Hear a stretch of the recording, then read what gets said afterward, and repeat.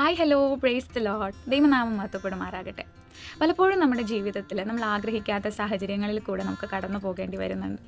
നമ്മളെ സ്വപ്നത്തിൽ പോലും വിചാരിക്കാത്ത പല സാഹചര്യങ്ങളെ ഫേസ് ചെയ്യേണ്ടി വരാറുണ്ട്, ഓവർകം ചെയ്യേണ്ടി വരാറുണ്ട്. ചിലപ്പോഴൊക്കെ നമ്മൾ തളർന്നു പോകാറുണ്ട്. അവിടെ നിന്ന് ആ പ്രതിസന്ധിയിൽ നിന്ന്, ആ സിറ്റുവേഷനിൽ നിന്ന് തിരിച്ചെഴുന്നേൽക്കാൻ പ്രയാസപ്പെടാറുണ്ട്.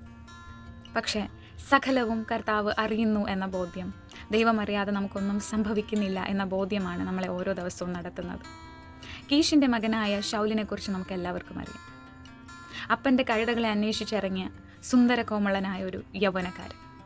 അന്ന് അറിയാത്ത ദേശത്ത് കഴുതകളെ അന്വേഷിച്ചു പോകുമ്പോൾ ആ യൗവനക്കാരൻ്റെ മനസ്സിൽ ഒത്തിരിയേറെ ചിന്തകളുണ്ടായി. ആ മകൻ അപ്പനു വേണ്ടി തൻ്റെ കഴുതകളെ അന്വേഷിച്ചു പോകുന്ന സമയത്ത് അവൻ ഒത്തിരി പ്രയാസപ്പെട്ടിട്ടുണ്ടാകാം, അലഞ്ഞു തിരിഞ്ഞിട്ടുണ്ടാകാം. പക്ഷേ ആ അലച്ചിലിൻ്റെ ഒടുവിൽ ശൗൽ എത്തിച്ചേർന്നത് ഇസ്രായേലിൻ്റെ രാജാവിൻ്റെ സ്ഥാനത്തേക്കാണ്. പലപ്പോഴും നമ്മുടെ സാഹചര്യങ്ങൾക്ക് മുന്നിൽ അടുത്തെന്താണെന്ന് നമ്മൾ അറിയാതെ പകച്ചു നിൽക്കാറുണ്ട്. മുന്നോട്ട് പോകാനുള്ള വഴികളറിയാതെ, ഇനി എന്താകുമെന്ന പ്രതീക്ഷകളില്ലാതെ.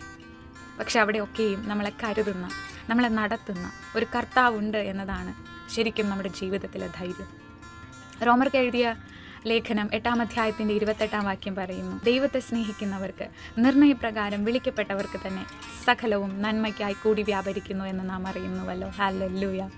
ദൈവത്തെ സ്നേഹിക്കുന്നവർക്ക്, ദൈവം സ്നേഹിക്കുന്നവർക്ക് സകലതും, ഇന്നതെന്നല്ല സകലവും, നാം അറിയുന്നതും അറിയാത്തതും, നമുക്ക് മനസ്സിലാകുന്നതും മനസ്സിലാക്കാത്തതും, അങ്ങനെ സകലവും നന്മയ്ക്കായി കൂടി വ്യാപരിക്കുന്നു. നമ്മളെ അറിയുന്ന, നമ്മുടെ സാഹചര്യങ്ങളെ അറിയുന്ന ആ കർത്താവിൽ മാത്രം നമുക്ക് വിശ്വസിക്കാം. സാഹചര്യങ്ങളെ നോക്കാതെ വചനത്തിലേക്ക് നോക്കാം, കർത്താവിൻ്റെ തിരുമുഖത്തേക്ക് നോക്കാം. God bless you all.